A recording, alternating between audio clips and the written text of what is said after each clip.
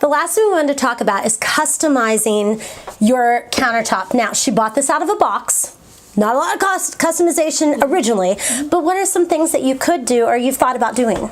One thing that we love is that we can move this around because it is a stationary piece. Even though if you just use the counters though, you can stain these easily. Light, dark, a little more work if you stain it dark to bring it to a lighter, but not that bad. Some people I've seen too have actually painted this or designed something on it, stamped something on it, and then put glass top on top. I love that. I love that. Customizing it to your own kitchen or motif or home decor. You also can buy Butcher Block in, I think, 6-foot sections. I'll do some research on that and put it down. And you could make this yourself instead of buying an IKEA one. You could stain it, and because it comes in 6-foot sections, maybe there's not the long runs that you can do, but you could use it in a smaller kitchen. And you could totally go out and make your own.